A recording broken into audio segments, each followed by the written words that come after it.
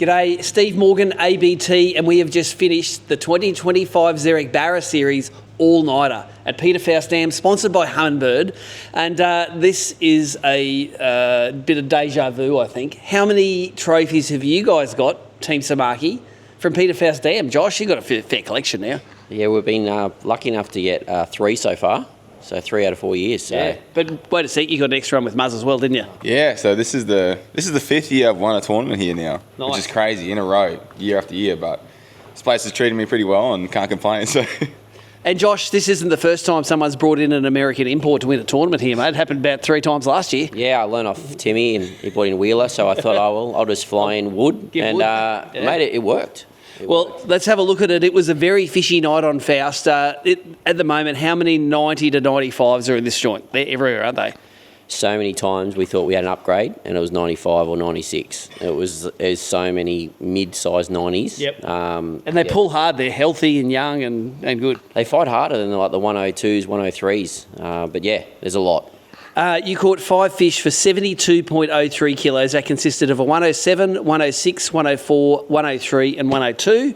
Tommy, those metre plus fish are the ones that make the difference in here, aren't they? Yeah, just like every centimetre counts in here. Like, as you said, there's so many 90s, and like if you can just get those little bit bigger fish, it just goes a long way. And you can see if you look down the leaderboard how tight things were and like how tight the weights were, and it just goes to show how important it is. Let's have a look at down the leaderboard. Third place, 65 kilos, about 7 kilos behind you, but then 15th place, 56 kilos. So it's only like 10 kilos, but for half of the field. So and when you look at the halfway down the field, it's 94s to metre twos. Yeah. So it's like literally every centimetre counts. Take us through your day. You didn't have any pre-fishing. You went to Emerald instead to catch big ones, even though the big ones were biting at Kinchin. How did Emerald go? Emerald was pretty good, which like the goal there was to get Joshy a big one, obviously, and we had one chance at it, one opportunity, and it just didn't happen to work out, but it was good fun, and we actually thought we had another day of practice up here yet, and we were sitting at Emerald, and Josh goes, I'm pretty sure the tournament starts tomorrow, and we're like, okay, yeah, we better pack up ship and get out of here, but yeah, no practice was pretty crazy, but still managed to make it work somehow, so. Now, Tommy needs someone to tell him what's on and where, doesn't he? He does. He does. He needs to Sort know. of a manager. Yeah, basically I'm his manager on the water. Yeah. Tell us about your boat. You've done your boat up this year. Last year you're fishing in Tommy's Skeeter, but this year the big Sportsman. You got it zhuzhed. Yeah, I've given it a big birthday. Made it a BARRA tour ready. So yeah, actually Rob Wood from Sunshine Coast Marine Electrical Doctor went to town on it. The guys at Garmin, we fitted it out with all new live scopes. Green Marine Lithium we fished all night, and I think we would have made about 4 hours if I had my old batteries in there, but I've gone fully set up with all new lithiums, and we still had 50% of power when we got back to the ramp this morning, which is pretty incredible to think. All the screens, scope, bit of music to keep us awake this morning. You could have got 32 hours on it. Yeah, it's actually crazy to think, but yeah, that's the boat's looking good, and a lot more BARRA fishing coming up. It was a bit of a sportsman's owners club up there. It was like I saw Benny's got one, and then Corey's got one, and you got one. I don't know who I'm throwing shade at anymore in the dark. No, yeah, you're right. We actually said the same. We're like, who's that? And you're like, oh, that's Corey. And then there was like, no, that's Laney. Yeah. So it's kind of. All right, well, let's go through your day. We saw your scoreboard was pretty healthy. Did you write everything you caught down on there, or were the 90s just going back in without getting recorded? Yeah, the 90s are going back in. It was funny because like we got a 90 and we're like, oh, should we put it in? We're like, nah, just throw it back. And literally the next cast was a 102. So I think like just using every second of that day that we could and just go. And I think we ended up with about 15 to 20 fish, so nothing crazy. Like there was actually boats around us that were catching more fish. Like Laney was right next to us, and Griffo, and all those guys they were catching like almost 2 fish throughout one, and we were like, what are we doing wrong? Did you get bigger ones? But we were getting the bigger ones. We didn't know that at the time, but it was just happened to find those 5 big ones, which was pretty lucky. Now, what part of the lake were you fishing? Where did most of the success come from? And we are going to show this to them before the next event. Give me a hint. They're at the wall, mate. Oh, we all knew that. Yeah. We saw everyone as we drove in. There was 200 boats at the wall. Yeah. There was no one there. So we originally we have like a bit of a tree of life spot that we like, and some creek channels that we always fish. But we went there straight away when we left the boat ramp, pulled up. The wind was absolutely cranking, as you know. And it's up the lake. And it's really high, so all our trees were not there anymore.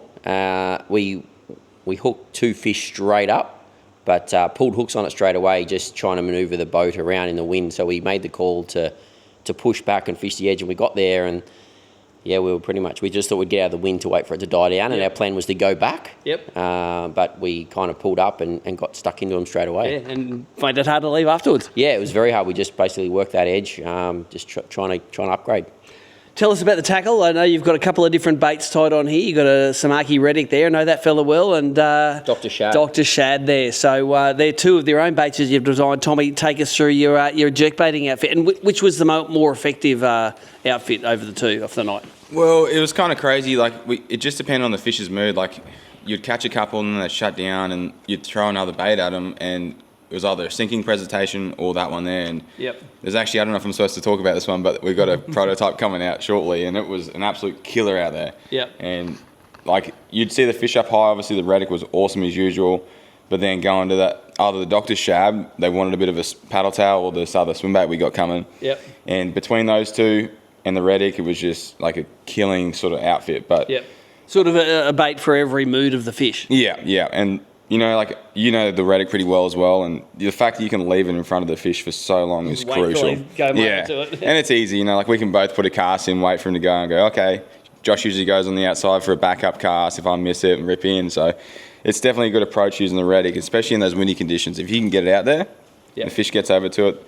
They always, if you can get it past their eyes, they got to have a look at it. Yeah, exactly. So take us through the outfit as well, the rod and the reel. 100% Samaki, isn't it? It's X-braid, Samaki, everything yours, Josh. No, that's we both fish DCs on Reddicks when we're casting. When it's at Faust, you need to fish DC with, because we're casting into the wind. The writing was too small for me to read there. I haven't seen that side of the reel. That's a very funky reel there. Tell us about it. Yeah, that's a Shimano HG. Yep. Just a Shimano HG. So, there you go. Yeah, but what about the rod? That's your Reddick rod. Yeah, that's the Reddick rod. We fished that, and we fished a bunch of new rods as well. We just brought 2 up here, but we have a C12, a new premium version of that Reddick rod coming as well that we both fished.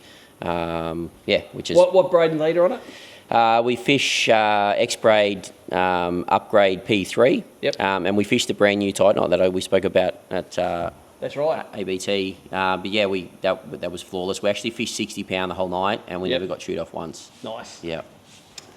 Take us through the Shannon outfit. Yeah, well, that's the C12, brand new C12 that's just about to arrive. Tommy and I were lucky we air freighted some out so we could fish the tour with them. Yep. That's a Samaki Zing baitcaster and the Dr. Shad. So we have a couple of different, a smaller Zing that I was fishing on a Reddick rod as well, just depending on the wind.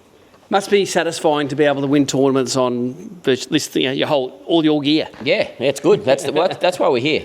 There was, like Tommy mentioned, a new swim bait that we've been working on for some time. We had it last year, but the fish didn't love it. And then we've come back and they've changed their mind. The fish love it now. We've done a few changes to it, and it's going to be deadly. Well, you guys are on fire at the moment. We have one more event left in the 2025 Zerek BARRA Tour. That is on Faust here again. How many times in a row have you won that? 4. Right. So 3. Sorry, 3. So you've called it. It's going to be 4 after the next few days. No, we were thinking about just bailing because we won last night. We just thought we'd bail just to keep quit while you're ahead. Yeah, quit while we're ahead. There is no way you're going to keep him away from those BARRA. No, we're pumped. We've had a lot of luck the last 3 years for the, as you call it, the sponsor Karma. Yep. The 2-night event. We love the 2-night event. Pressure's on, and you don't have to be in the lead day one. That's the beauty of the 2-night event. It's anybody's. So. Yep. Do you think a bag full of 90s is going to cut it? Definitely not. I think I will see. Well, last year a lot of bigger fish after the full, the bigger fish turned up. So I think maybe there might be the same this year. There's some bigger fish. So we'll see. Tommy Wood, final thing from you. We love listening to the Where's Tommy part on Mercer. Give Mercer a shout out now. Where's Tommy now? You're at Proserpine in Queensland. Yeah. BF Idaho, basically. You basically got no phone service, but there is a lake full of BARRA there. So tell Mercer where you are. Where in the world is Tommy Wood, Mercer? We're here at Lake Proserpine. Check it out. And you've got to be coming here next year. Well, we want to have a plan to see if we can get Dave across here because I think he likes a business class seat. We might be able to see what we can do there. But I'm interviewing these guys. They've just won the 5th or 6th event of the tour. We got one event to go, the one that they've three-peated on before. So let's put the mocker on them, see if they can do it.